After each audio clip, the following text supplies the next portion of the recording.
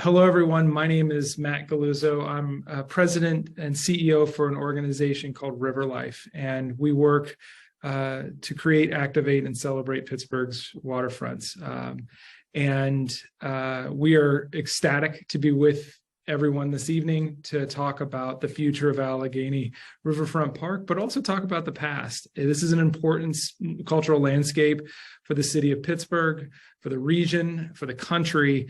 And, about 18 months ago, the Pittsburgh Cultural Trust, one of our dearest and closest partners, came to us and asked us to partner with them on the repositioning of the park.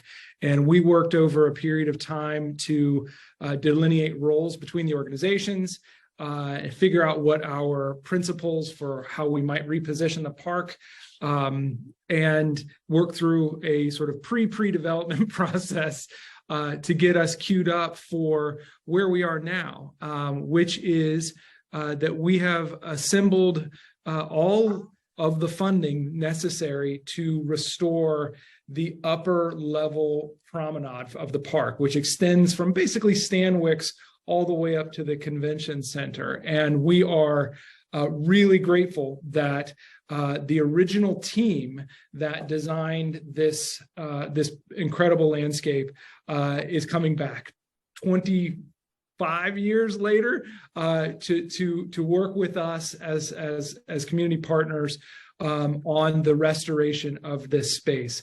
And we'll talk about sort of the subsequent phases in a little bit, but we are honored to have Laura Solano from Michael von Valkenburg Associates and our local landscape architectural partner, Fred Bonsi from La Quattro Bonsi, who will, over the coming months, really work to incorporate community feedback, our own feedback, to inform a design for the restoration, the historic restoration of that upper promenade, so that it will be available to the public, sometime in 2024. And so we're excited to have this conversation. Laura is actually going to walk us through a really informative and I think invigorating presentation on the history and some of the current issues. We'll have we'll have Fred presenting some items, and then we'll open it up for discussion to make sure that this is an opportunity to provide feedback. Note that this is not the only time for feedback, and we will be able to provide you at the end of this meeting opportunities for communications back to us to make sure that as we work through this, what is an iterative process, that folks have a chance to provide that input. And so with that, it is my honor and privilege to introduce Laura Solano with Michael von Valkenburg Associates. Laura. Thanks very much, Matt. Can everyone hear okay? Mm-hmm. Yes. Good. Okay. So our meeting agenda today is the welcome and introductions, which we've just done, but we're going to look back a little bit as well at the background for Allegheny Riverfront Park, which happened from 94 to 2000. Then we're going to take apart the levels and look at the lower level first and the upper. We're here to talk about the restoration of the upper level park. So we're going to focus on that. And then we're going to end by having a group discussion about the future of the upper level park. Allegheny Riverfront, as you all know, is right outside of the cultural district. My firm began working on the project in 1994, and we were a very young firm at that time. And I can tell you that we were so excited to be able to do something in Pittsburgh. And at the time, we'd only done kind of one major park in Columbus, Indiana. It was 90 acres, but it was a suburban park and nothing like this. And we've always been interested and actually been given sites that have a lot of flooding, et cetera. And so this was a great chance to try and see how we could make a park that could withstand and be resilient to those factors, even before sustainability and resilience. The Allegheny Riverfront Park is really well known, certainly in the canon of landscape architecture. This is a project that's been published a lot. It's had a lot of awards. My firm continues to get requests from various university programs on sending out the documents, et cetera. And so it's really well known, and I can honestly say that it is a project that kind of launched us. And so we look back on the project very fondly, and we're so excited to be involved in this again, and really honored to be asked back. So just looking back a little bit, when the Pittsburgh Cultural Trust first looked at making the park in 1994,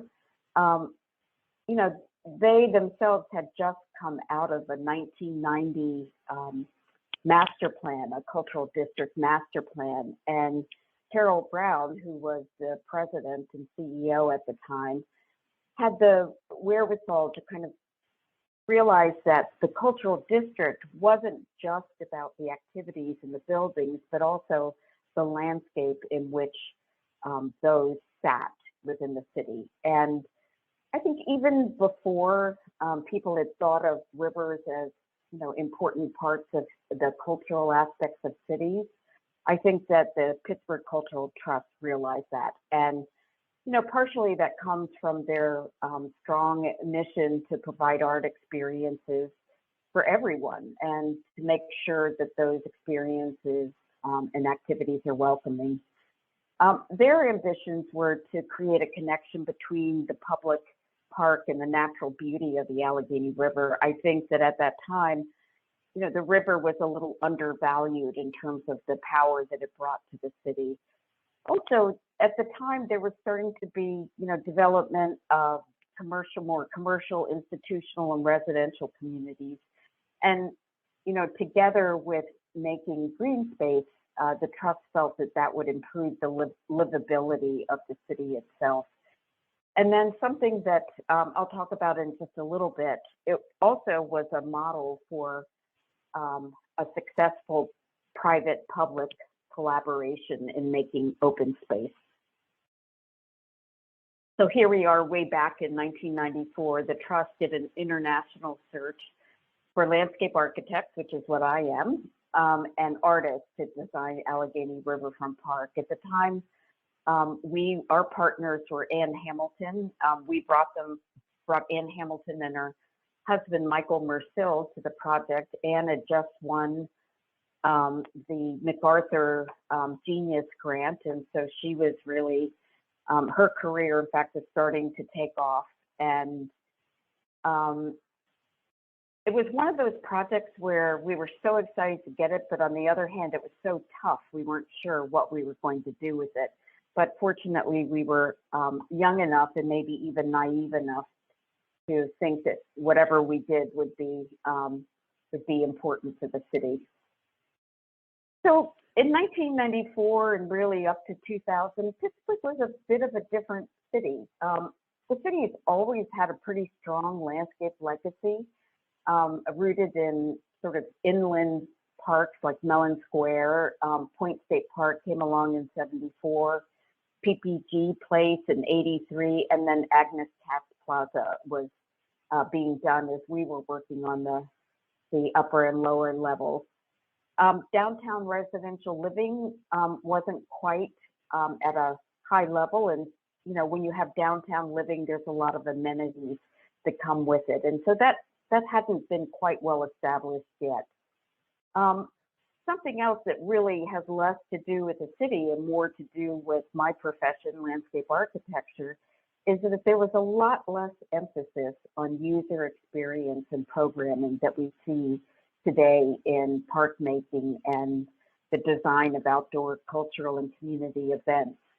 And I can't stress how different it was then. I think that cities and people and culture hadn't quite made the relationship that is so strong now. So people's experiences and what they do when they get someplace really wasn't as well thought out as it is now. Also, Riverlife was just beginning in 2000, and so their impact on all the waterfront park development that's taken place over the last 20 years or so was still in the future, was still an ambition. And then interestingly, the Leadership in Energy and Environmental Design, or LEED, which was a sustainability certification, was released in 2000. So right when we were kind of finishing up the parks. And so there hadn't been a lot of emphasis on sustainability in making, and certainly not in sites. And so that, was a different time. And 25 years later, it's time to take a look again and see what we can do to kind of bring the park into its time. So this is the result of the parks. The lower level park, of course, is a set of 2 ramps that go down to the water, and you can see we kind of pushed out the walkway below the 7th Street Bridge to give ourselves a little bit of room. And then between 6th, 7th, and 9th Street, you have the upper level parks. They're kind of twins, and they were meant to be oriented towards the river so that people could have a chance to, from the city level, to really experience the park. The lower level park was designed in 1994 and was finished in 98. You can see how I look at these photos and I think, oh my goodness, wow, these were just kind of almost cute. They were so diminutive, things hadn't quite grown in yet. And then the upper level park was originally designed in conjunction with the lower level park, but there was some fundraising as well as some negotiating to do with the with PennDOT. But it was designed in 98 and then built by 2000. First, we'll look at the lower level. So our hopes for the lower level were to provide that direct connection between the experience of the river itself and the water sheet.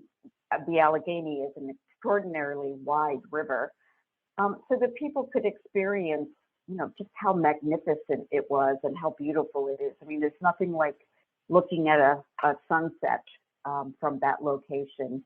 And also to make a riverfront park that would connect to existing and future waterfront developments. Even at the time that this was being developed and Riverlife wasn't quite the force that it is in the city, there was an understanding that, in fact, all of the rivers, the 3 rivers that come forward to make Pittsburgh, would in fact start to have waterfront development, and we were filling in this piece already.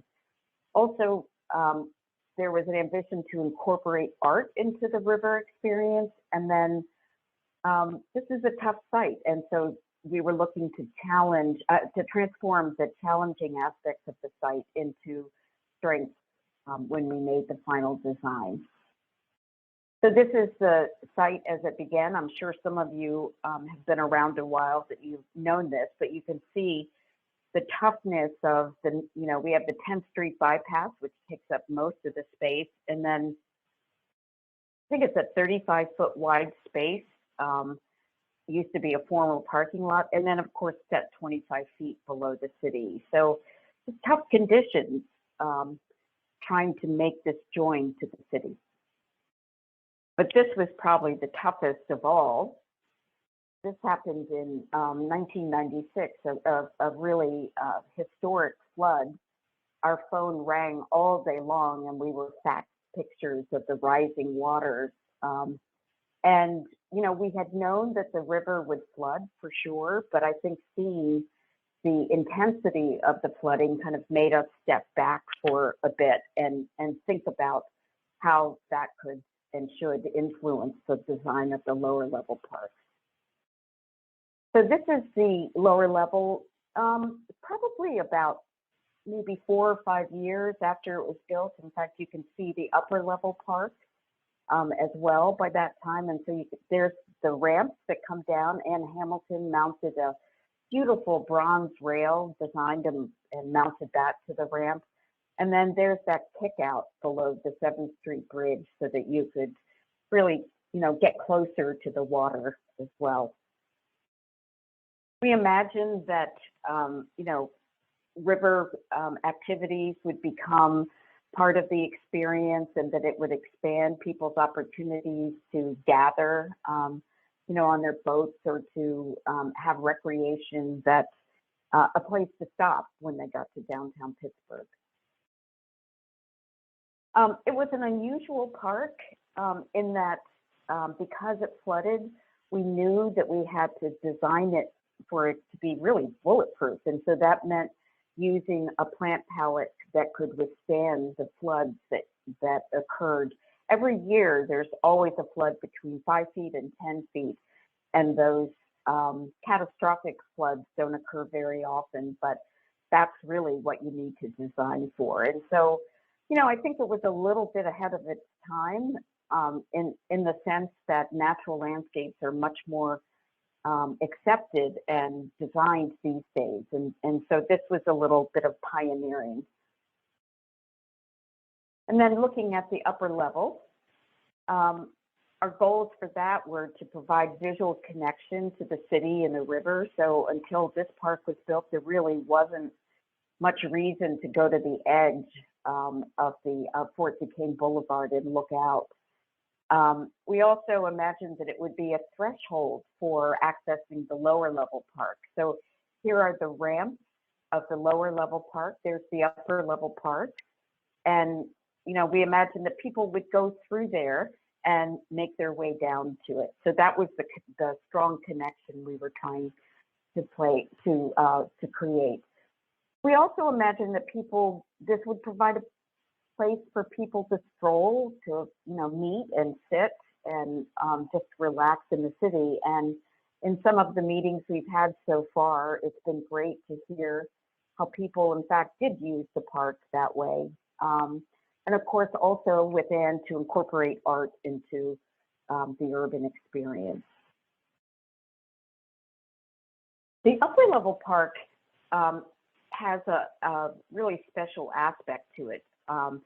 Ignore the flood. This is the only photo I could find of the upper level park before it was transformed, but it had a 6-foot walk, and that's basically the city's relationship to the river. And so there are 2 sections taken in the exact same place and comparing with each other. So here's that 6-foot walk. In 1993, that 6-foot walk took place, Fort Duquesne Boulevard westbound.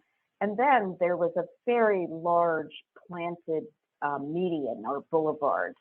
And, I'll give Carol Brown the credit of saying that she, long looked at this and thought, wow, that's a lot of wasted green space, in the middle of Fort Duquesne Boulevard. And so she had the idea that if we simply moved that space and moved the traffic to the other side, that we could, in fact, go from a 6-foot wide sidewalk to a 44-foot wide upper level park. And it made all of the difference. I think this is not a well-known fact, just how dramatically and drastically the upper level park changed in the time. So this is it again, probably maybe 5 years after or so. So the long bench that's there was very lushly planted, pretty simple plant palette of ground cover and then London plane trees. And you can see a little bit here why we picked them, because they have such beautiful bark and they're also just tough as nails trees. When you're a landscape architect and you're planning for the city, you really have to be careful about what you choose, because you want, it's city's a tough place for any plant to grow, but trees in particular. So we picked tried and true trees for sure.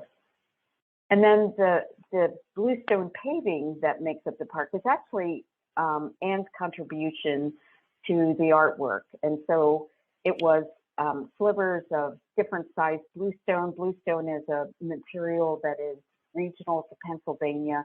In fact, you all have a lot of it in the city. There's a lot of bluestone cobbles in particular. So the material is so beautiful. There's this wide range of colors, and the idea was to make these narrow bands that felt at people scale in the middle of the park, and then as the paving stretched out to its shoulders at the intersections, the scale got bigger and more public scale. And this is it, you know, looking on one of those delightful days at the end of the night.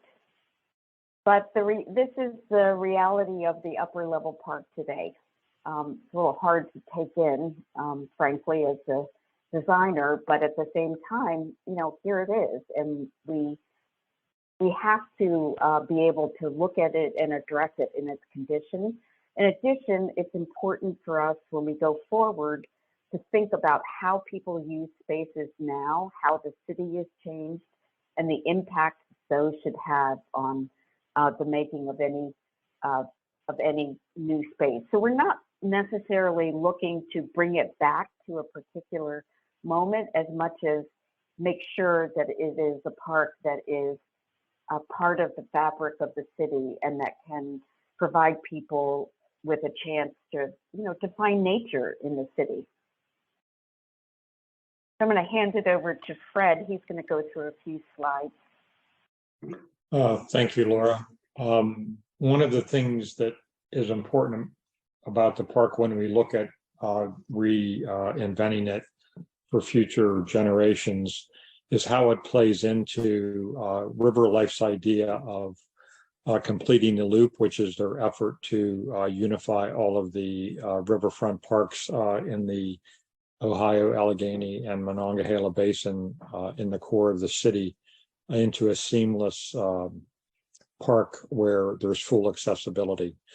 These are just some of the parks that are mapped, but one of the things that you could see that we're starting to study is you could see the little slivers there of the upper and lower pieces of the Allegheny Riverfront Park. But a lot of work has been done historically, and Laura mentioned this about the iconic nature of Pittsburgh parks. Both Point State Park that redefined what Pittsburgh was all about, Mellon Square Park, which is iconic because it was actually one of the first urban projects where a park was placed on top of a parking garage. And Pittsburgh, just like Allegheny Riverfront Park and how that park relates to the river, these three parks in particular really changed the dynamic of not only Pittsburgh, but landscape architecture in general, because these things started becoming commonplace in a lot of other cities, and they have roots in Pittsburgh.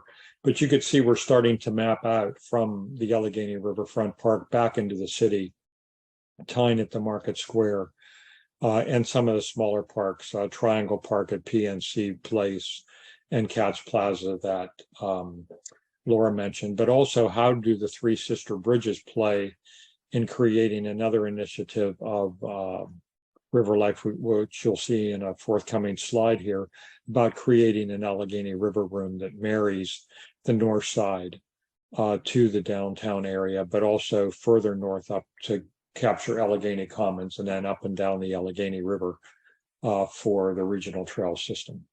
Next. Here we're also starting to look at how downtown has changed, not only in the last 10 years, but also within the last 3 with the pandemic, where we saw a lot of local creativity and how they program spaces to activate them to actually make people comfortable coming to visit downtown.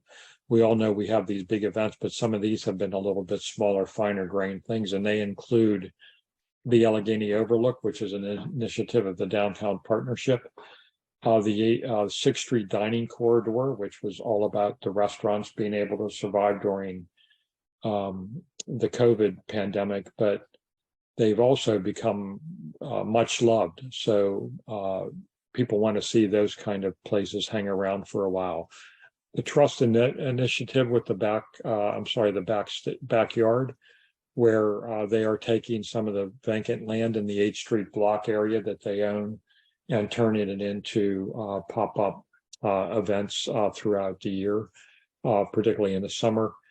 And there's just a host of other things going on. And across the river, again, why the three yellow bridges, sister bridges, become important is what's happening with Riverlife's future view of the transformation of Allegheny Landing into a more activated park, but also the Warhol with their pop-up district and what they're doing with some outside spaces on the north side. So this all becomes a hub of activity where both the north and south shores of the Allegheny, I think, become one room as Riverlife has envisioned it, which is pretty exciting. Next. And the slide on the right, you'll see upper center, the grayed darker oval there, that is the Allegheny room that we were just mentioning, but it falls into the idea of completing the loop, which highlights various areas along our river with the hopes of, again, seamlessly connecting them into a system with full accessibility. Next. And here's just some of the pictures that we want to get your opinion on and capture some of this energy and figure out what is appropriate for the future of the Allegheny Riverfront Park and how does it play into some of these initiatives. These pictures span everything from the Three Rivers Arts Festival to, again, the backyard performances with the Trust. Some of these are moved out of Point State Park and on our streets now. Next. And I'll turn it back to Laura. So this next piece, which is we're closing in on the end and eager to hear your thoughts. Is we asked ourselves what factors are going to influence the restoration of the upper level park. And so this is a moment where we're kind of looking at the design and how it operates in the city now, some good things about it, some harder things about it that we need to consider. Certainly views and visibility are one of those major issues. And some of the things I'm talking about are experiential, like the views and visibility, and others are firmly rooted in the physical aspects of the park. So, our intent was to create a leafy backdrop for the city so that this, you saw the 6-foot wide strip and, it was basically streets right up to the 10th Street bypass. So by putting, this leafy green behind the bench, it was really meant to kind of finish off the edge of the city and have a place to provide panoramic views to the river and the North Shore, and then also provide that strolling ground that goes east-west. But in fact, what's happened is that there are limited views from the city. Part of that has to do with the topography that exists now. The city is actually at a lower elevation than the park, and so you kind of look up to it and can't necessarily look over it from the park. There are also narrow views as you cross the street because of the lushness of the park, but I think it closes down more than we intended. And because of those factors, it eclipses a sense of safety when viewed from the city. Noise and pollution levels, of course, have always been a part of this part of the city.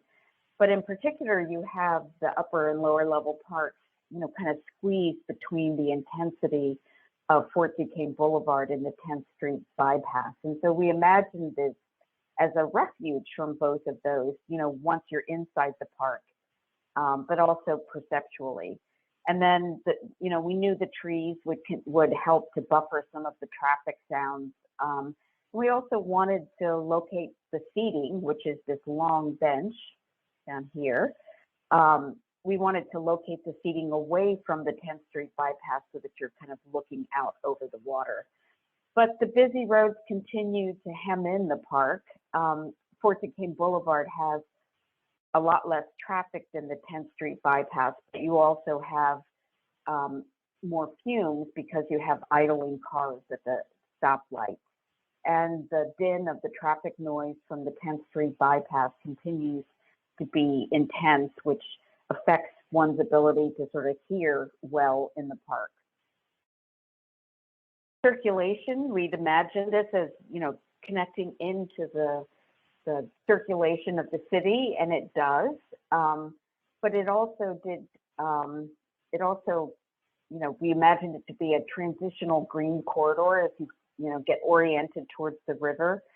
And as I said before, as a gateway to the lower level park. But the poor condition of the park kind of discourages the passage through it. And in this day, the scale of the park is really overwhelmed by the intensity of Fort Duquesne Boulevard, and it doesn't necessarily function as a refuge. And then the 6th and 7th Street and 9th Street bridges kind of give you that direct access over to the North Shore. So it's kind of people make a beeline to the north and not necessarily passing through the park to get there. The concrete retaining wall, which at the time was created in order to provide more soil for the trees that we were planting, again, because urban conditions are so tough. So that increased soil volume for the trees, but it also created this slope towards the bench and towards the river that kind of provided a backdrop. But unfortunately, the concrete wall, even though it's quite low, really has become kind of a barrier between the city and the upper level park, and it limits the way circulation happens into it. And we were so squeezed for space that we never intended for a walk to be on the backside of the path. We just left a kind of a refuge in case you somehow got caught in traffic. And then, the wall is a bit homely. I think that parks tend to have richer materials in them these days, and so it's starting to feel its age. The bluestone bench, which I mentioned, was meant to orient you towards the river, create a lot of space for rest and relaxation, and certainly a cool spot to sit in the summertime. The early days of the trees, it was just broiling hot in the park, and now it's kind of a cool refuge. But the people use seating in parks differently now. The bench is one directional and only has views in one direction towards the river, and conversations can only happen side by side. And people use parks just much differently. The way that seating works in parks these days is one of great flexibility and offering a lot of choices to people. The bluestone paving we've looked at before. Again, it was part of the artistic aspect of the upper level park. But it's been extensively broken and sunken and become muddy, and it's frankly a mess to look at and even harder to walk on. And the bluestone paving just could not withstand the heavy trucks, which were never intended for maintenance, but have been used, and they kind of gave way in the pressure. Also, leaves are allowed to get covered over, cover over the grate, and that backs up water and sort of creates this cycle of damage and backup of water. So slowly but surely that's disintegrated. I think one of the most positive aspects of the park is the green space, the trees. I talked before about the simplicity of the plant palette, meant to be easier to take care of, but also, kind of elegant and simple. But the unkept nature of the planting makes it feel like an abandoned landscape. And unfortunately, the ivy, which was the ground cover, is no longer ground cover. It actually covers the trunks of the trees, and that creates ecological competition between the trees and the ground cover themselves. It's not a symbiotic relationship, and you don't get to see the beautiful bark of the trees as we intended. So one thing we've been talking about as a group is, can the intensified traffic edges along the park be overcome within their existing footprint? This is not something that we are looking at today, but we're thinking about whether or not there's an opportunity in the future to expand the parks even more, both the upper and the lower level parks.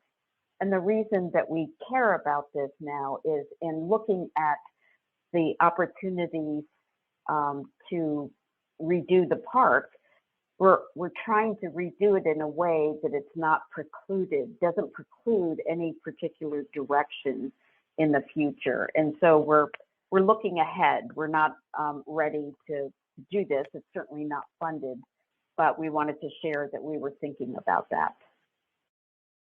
And then Fred, I'll let you start the discussion.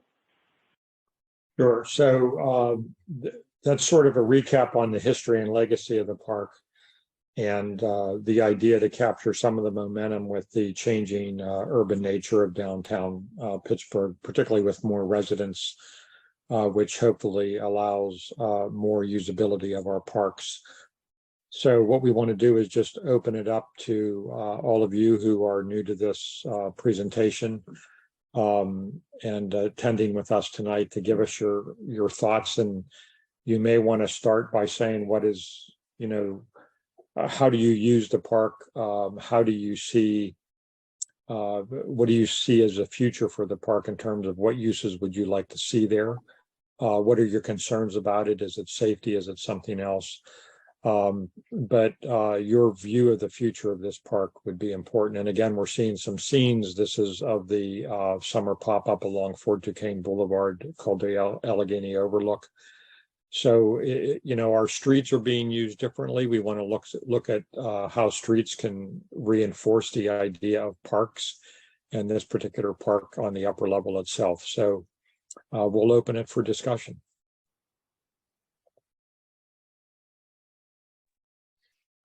We had just a few other examples of things in the city, and I will say, as a landscape architect, when you're starting to give presentations to clients about some of the visioning for the work that you're doing, you go looking for analog sites or for examples of what might take place use-wise.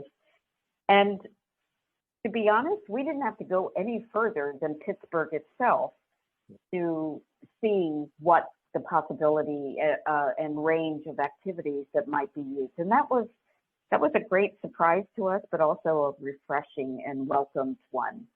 So these aren't to suggest that there's any particular idea about what might happen in the upper level park, but rather to sort of show that there's already a creative thinking about how the city outdoor space is being used.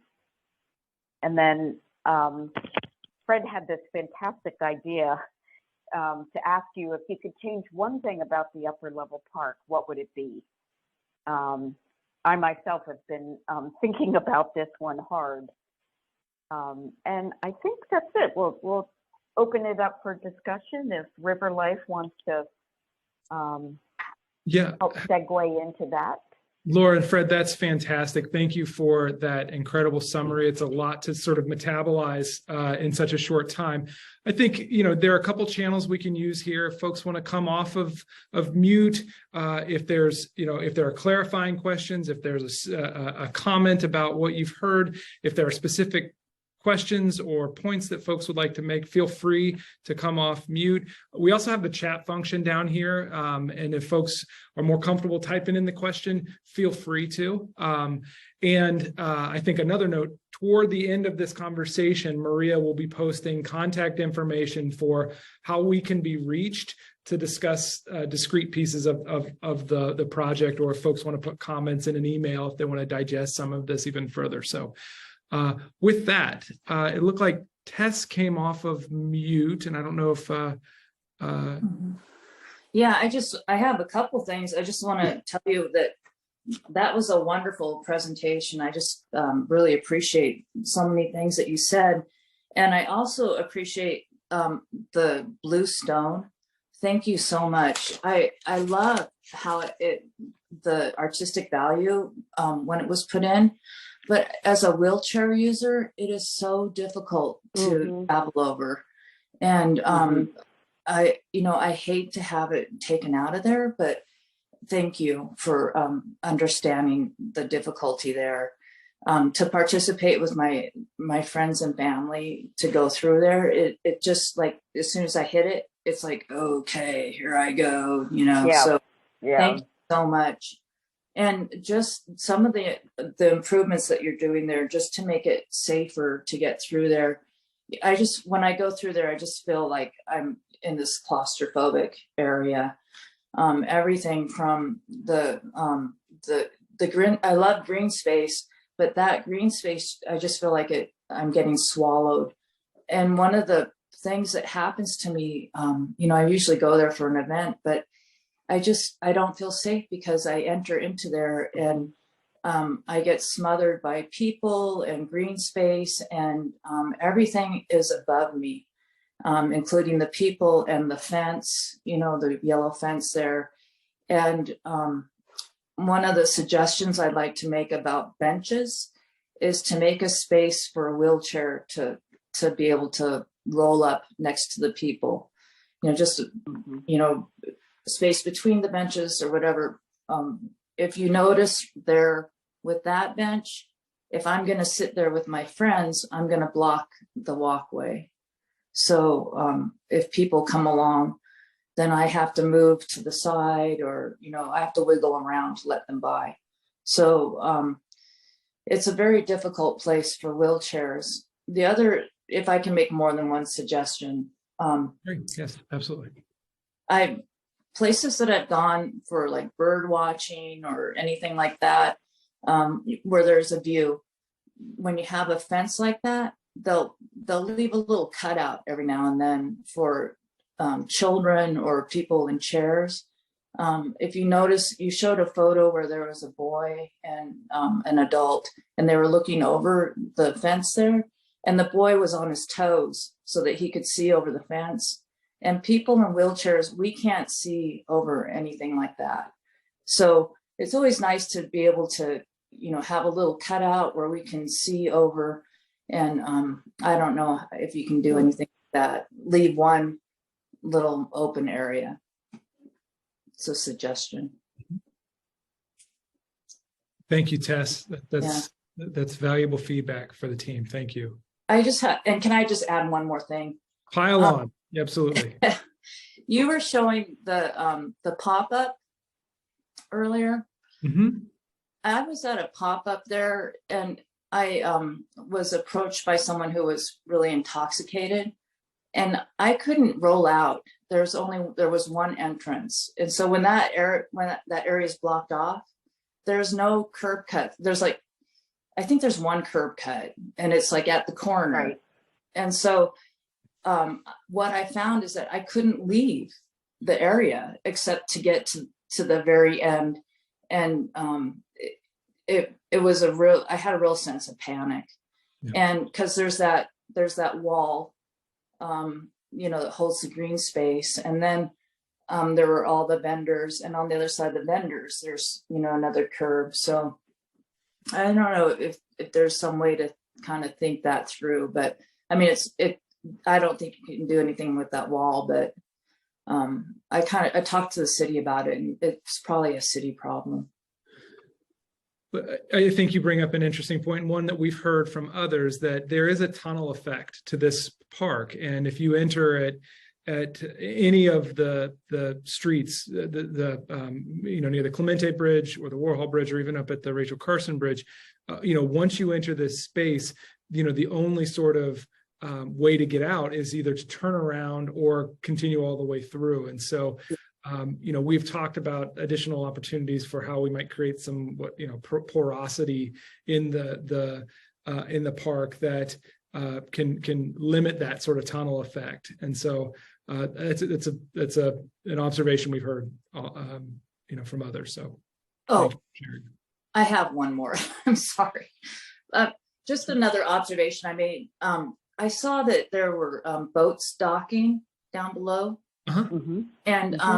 And one of the something that when I worked with harbors before, we had handicap accessible areas where people could boat their docks. Dock their boats.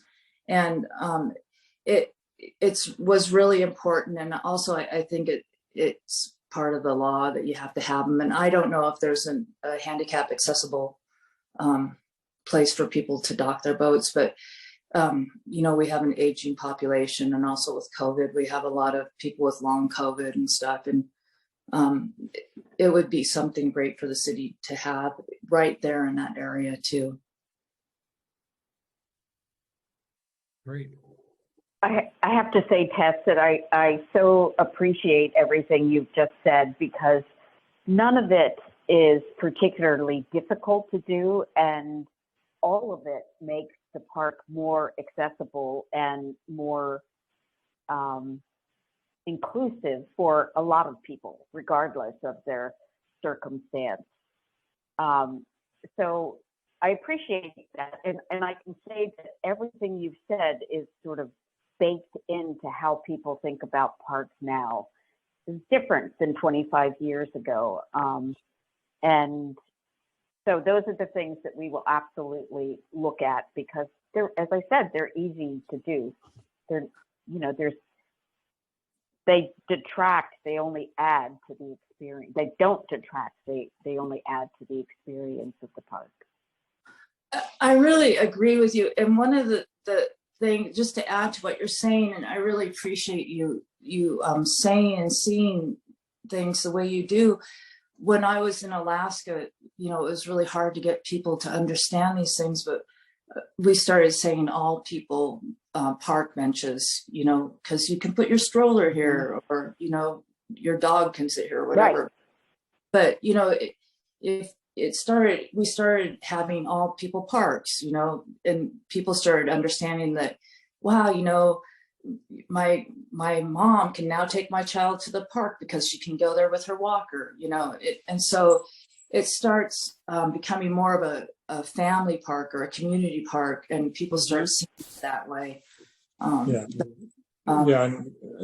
our goal is to get universal accessibility here.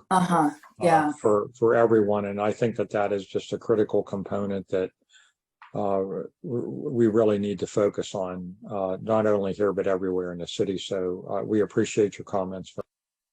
Yeah, well, thank you very much. I'll go ahead and mute now. Thank you. Thanks, Tess. It looked like John came off of mute as well. John? No, I was actually listening to Tess. I thought her comments were pretty good. I think, Frederick, didn't you started to talk about accessibility, and then you just mentioned about universal design, because I think the aging population is also important, because there's a lot of people that are older that use walkers, but they don't have a disability. So, right. So whatever we design, I think part of the problem that you have is a tunnel effect. In other words, it's not a wide space down there, and if you put too much in there, it could become pretty claustrophobic. And I think Tess had mentioned one of the points about being able to get out. We all know that there have to be sufficient curb cuts and all that thing. But we also have to keep in mind that it's not just people with physical disabilities, people that are blind, deaf, blind. We have to make sure that when we look at these things, that's taken into consideration. No, that's my comments. Yeah, thanks, John. I broke a bone this past summer, and getting around, it just changes your view all the time, forever, I should say, for all time. Yeah, about how people are accommodated. We talk about the principles of design for this space, and one of our underlying organizational goals is to make riverfronts for all, and part of that is understanding that it's about removing barriers to spaces, right? That's a lot of our work, and so this is really good content for us to be able to take back to the design team and make sure that we are earnest in that pursuit. So thank you for that. I want to make sure that we have everyone who would like to have the mic, the opportunity to share. Gail, looks like Gail, you came off of mute. I feel Yes. like putting everybody on the spot every time I call their name, so I apologize if that's a shock. But it looks like you came off mute. Yes. Thanks for Yes. joining. So I live in one of the apartment buildings right here on Fort Duquesne Boulevard. Sure. And my biggest concern about the upper level park is safety.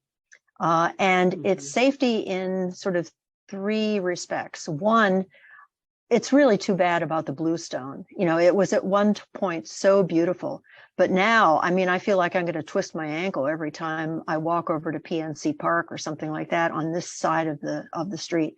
So having something that's beautiful, but also can withstand, for example, the maintenance trucks or whatever, so that we don't have such a terrible sidewalk problem here as we have in many of the other streets in downtown Pittsburgh. That's number one, probably for me. Number two is lighting. And at night, walking back from PNC Park, for example, we walk through this park and, you know, it feels a little creepy. And I'm aware of lighting as being a safety issue, but also I'm very strongly in favor of international dark sky standards, so that we're not creating a light polluting environment along the upper level park as well. And since I'm not very high up in my building, you know, any lighting would probably, if it weren't dark sky friendly, affect our evening lighting coming into the apartment. And then the third is looking at all these bicycle, bicycle rack parts that have been put up, because the park hasn't attracted, I don't think, a very savory group of people lately. Having been run as a open air drug market and so forth. I don't know how you deal with that going forward, but I'd like to see the park, you know, attract everyone and families and residents and so on, and not just be, you know, relegated to more of the unsavory elements of downtown living would be my third safety requirement.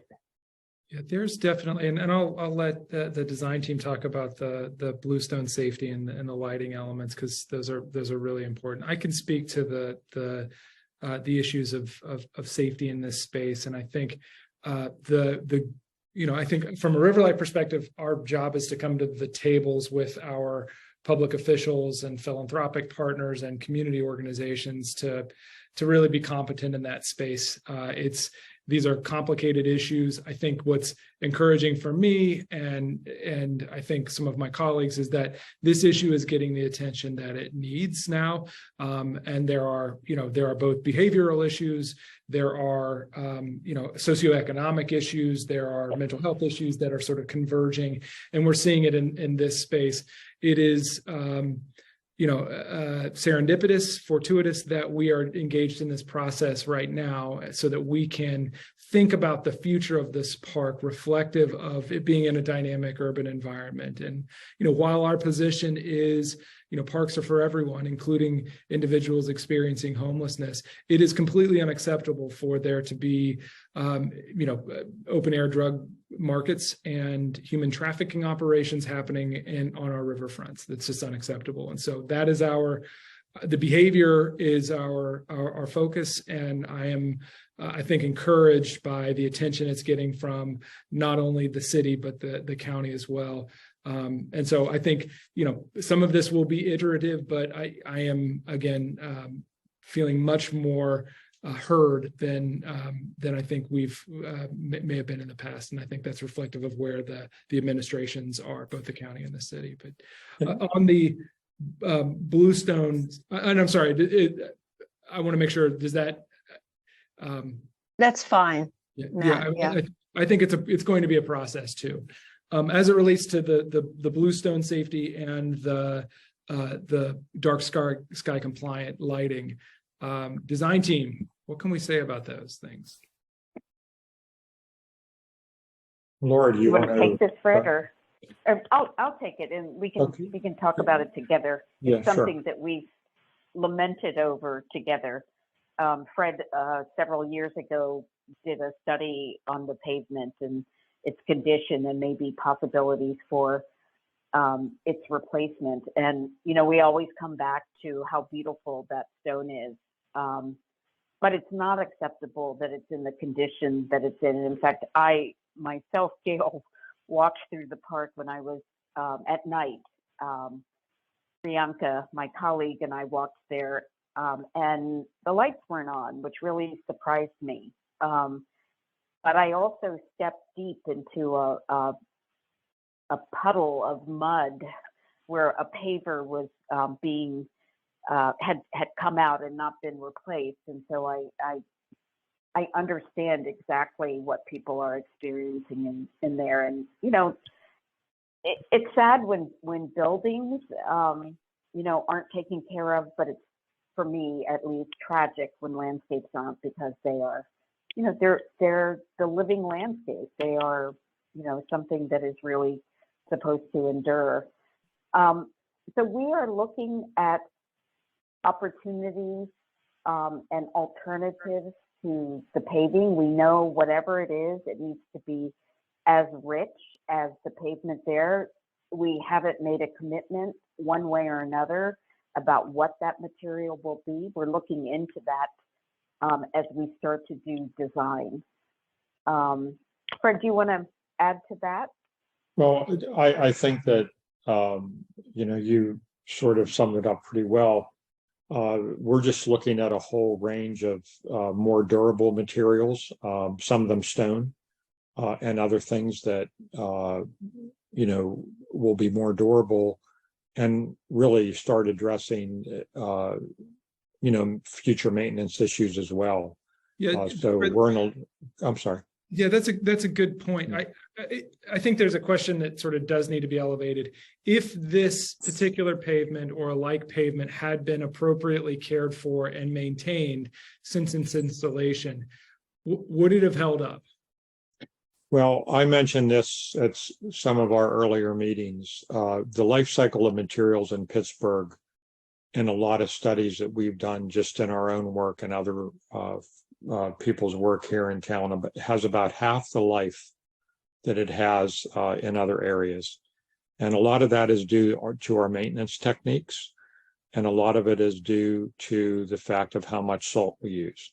Mm-hmm. And here, when you use a rich paving like a bluestone or really even concrete, the overuse of salt and the fact that we don't seal our materials like we should every year to preserve them, or use the right construction vehicles, they tend to deteriorate much, much faster.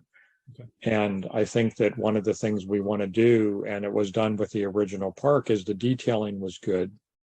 The care and follow-up maintenance to it was not where it needed to be. So we're looking at everything with an eye towards maintenance, an eye towards accessibility, to get to the points that were discussed earlier, and also to safety. What is going to be more durable? What is going to be easier to maintain? We're hoping we could find a stone that would work to do that, to restore the park to its iconic nature. But I think one of the good things, particularly with bringing Laura and her team back, and we've stressed this earlier, everybody thinks of parks differently now. It's more about the experience. It's great to have artistic materials, but that doesn't necessarily make a great park. So I think the original design team is open to figuring this out, and it's we haven't come up with any conclusions yet. As Laura mentioned, we're looking at lighting. In the past 10 years, there's been numerous new technologies to light parks in a safer and more festive manner. We're looking at all of those to make it more dynamic. And I also want to think that one of the things that came out of earlier conversations was, you know, Fort Duquesne is not a good street. It has, you know, the 10th Street bypass on one side, so there's really no activation from buildings or eyes on the street. We also have it on the city side. Most of the facades are blank. They're not activated. We have a huge opportunity with the 8th Street block to figure out how that makes a better street address and activates the streets, which makes it safer. And we even got into some discussions with the block from 7th to 6th, and could that be activated in more creative ways? So we're looking at this thing not only specifically for detailing and how can we create more accessible, more beautiful places that are safer, but also we're looking at the whole context of the street. Some of these strategies will be short-term, some of them are going to be long-term, but we're looking at this in a holistic manner. That's great. I just wanted to point that out. Yeah, that's great to hear. Thank you. Also, on a very practical level, we have hired, as part of our work, we've hired somebody, a mason, to go out and look at the condition of the pavement and to check and see whether or not there was anything about the substructure, because the pavement is placed over a concrete slab for durability. Frankly, that was the original intent. And in fact, they found that the concrete is still quite solid. And so the issue really is about the care that's given to the surface of it. And that's good. That's good for us to know. Because right. frankly, you know, we don't want to take up everything about the park. We have to be responsible financially and also environmentally, you know, not to be throwing away a lot either. Sorry, Right. Frank, go ahead. No, I was just going to say, added to that investigation that was just done, the base is in good condition, as Laura mentioned, but also the original detailing allowed for 5 inches from finished grade or walking surface to the top of that structural concrete slab, which gives us plenty of flexibility and maybe even picking thicker pavers. Okay. With the technologies of some of the new setting bed technologies with sand cement mixes would allow us to be able to have a thicker paver, which would be more durable. So, you know, we're looking at the technology end as well as the sourcing of materials. So I think all of the investigation we have plays into that it was set up properly, and that's going to serve us well moving forward. That's encouraging. Okay. Thank you for that. That's some great exposition. John, you have your hand up. Yeah, I wanted to come back to something that kind of stuck with me, because we had an event down in July, a Disability Pride event.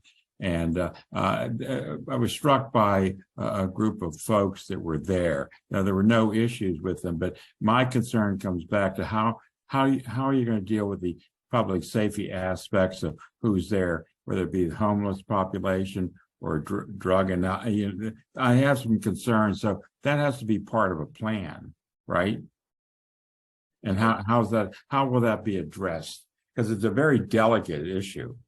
Yeah, I mean, again, as I noted before, I think that part of it is iterative. We know that programming is an important part of any strategy with this, right? It's one thing to make a space; it's a whole other thing to make sure that people feel welcome to the space, that the spaces have opportunities to engage in different ways. And as Fred noted, there isn't a lot of activity on the other side of Fort Duquesne Boulevard, and we actually think that that's a really important part of the strategy to really create more eyes on the street on that side of the block. But it's not a one sort of magic wand panacea for this park. It's going to be a bunch of stuff that we need to do, not only as Riverlife, but the Pittsburgh Downtown Partnership, the Cultural Trust, and others, to make sure that this place is alive and feels cared for, and folks feel welcome. Good.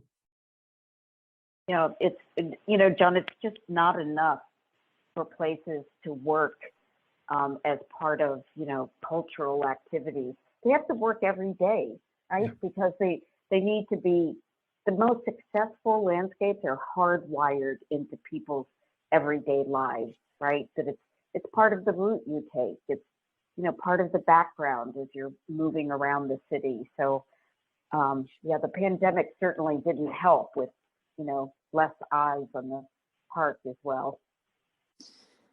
I think Is there if I speak right now? Yeah, sure. I think one of the things when John was, I'm not sure if this is what you meant, John, but when you were just speaking, what comes to mind for me when I was looking at the plans that you had for the park and the red arrows, it looked like flow of traffic. As a wheelchair user, the flow of traffic for this park is really limited. And if there was an emergency, to get out of there, it's just, again, the options are very, very limited, you know, and there's just so many things that happen these days when, you know, public events are going on. It's something that crosses my mind.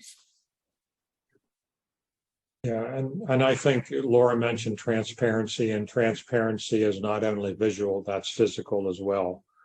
One of the things that came out of the 8th Street Block Master Plan was the idea of a mid-block crossing. These blocks between the 6th, 7th, and 9th Street bridges are pretty long.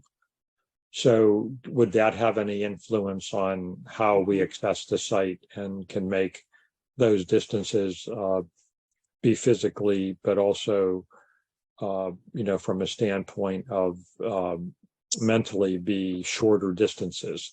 So I think that's, again, that's why we're looking at this holistically, and what would make us a better park beyond restoration. What are all the future moves that may play if we can capture a lane on Fort Duquesne Boulevard, or, you know, create a larger park? Does that improve the park, and how can we change the dynamic of it? So we're looking at all of that. And the safety issue is great. If we don't figure out how to make this park a great place every day, then it's going to be a failure, because parks are always good with events if they're handled right. This is what comes to my mind, is that as a standing person, I love this park. It separates me from the traffic and the city. I get to see the river. You know, it's like this wonderful green space. I can sit with my friends. As a wheelchair user, it kind of freaks me out. I can't see the river. I can't see the city.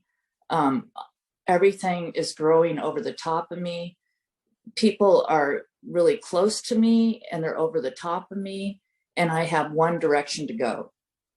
And that's what it feels like. I don't know, maybe John, I don't know how you feel. And I think that as a wheelchair user, if it could be broken up, that would help, but that sounds like a lot of work.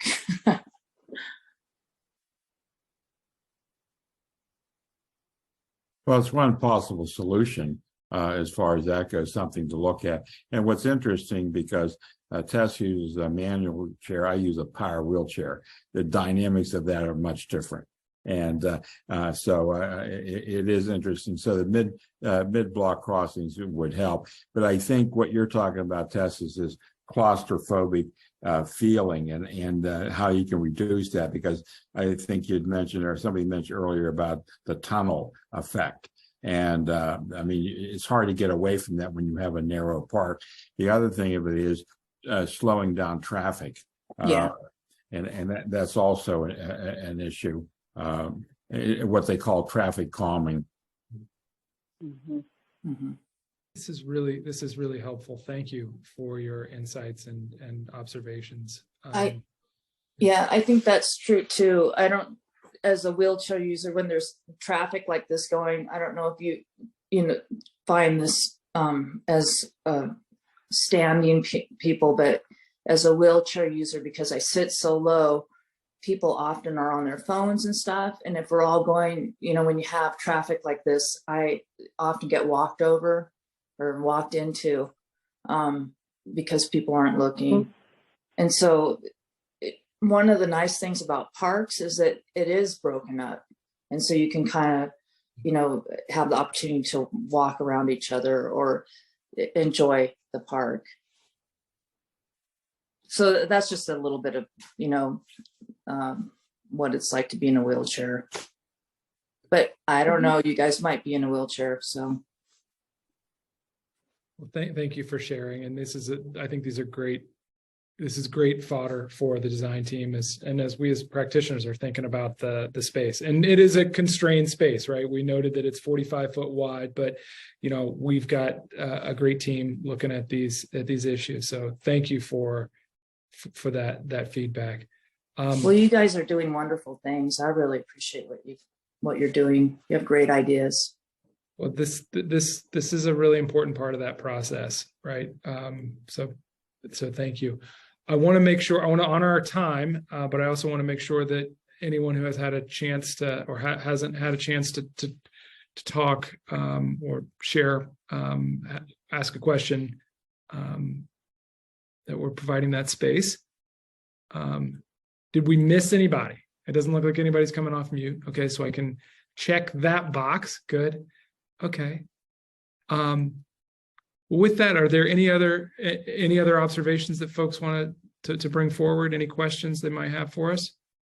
What's the survey that's in the chat box? Is the survey going to be sent out? So Maria can fill us in here, but we're going to be sending out, if I miss anything, we're going to be sending out a survey that just allows folks to provide additional comments so that we can capture those in a different way. She's going to be sending out those to folks who signed in using an email address for this meeting. You can ignore it if you've provided enough, or you can provide us additional rich content. I think it'd be great. And if you want to stay in touch with our work, we will have opportunities for that. So just a little bit about timeline as we're wrapping up. We're working through this design phase. As we noted, we've got masons on site. We've had traffic engineers looking at 10th Street Bypass and Fort Duquesne Boulevard. We've got our design team. They're, finishing strong in 2022, and we'll pick up the project in 2023 in earnest.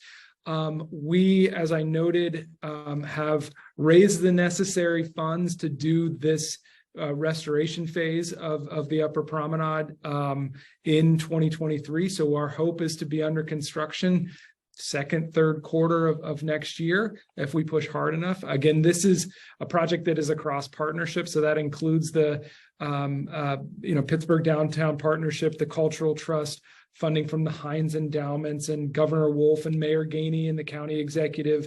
The Regional Asset District has been involved with this project as well, and we have a host of corporate partners who are supporting it. So this is a real initiative, and we look to ameliorate some of the conditions we've talked about earlier, in the coming months. Our job, Gavin, Maria, Pure on this call, our job as a project team is to move with efficiency and stay disciplined in that process. And so thank you for being a part of it, for riding this with us for the next year or two. And we look forward to keeping you posted as we progress. Any final thoughts, Laura, Fred, before we sign off? I would only say stay engaged, because we're going to be coming back with design ideas in the new year. And we're going to ask your opinion on how you think we're doing as we move forward with the project. Yeah. And thank you for bringing up universal design, even as a concept. It's so different than accessibility. It is a pledge that everybody who uses this space will have access to the same experience and the same quality of experience. So I really appreciate you adding that layer into this discussion. I can tell you you're the first group that's put that on, and we can't forget it. So thanks. Thank you. Thanks for bringing us to the table. Well, stay warm out there, Pittsburghers. It's cold. And thank you to our design team, Laura and Fred, and your teams for working with us on this. I'm really proud of the progress we're making here, and looking forward to a prosperous 2023. So thank you so much, and we'll talk soon. Okay. Yeah. Thank you all.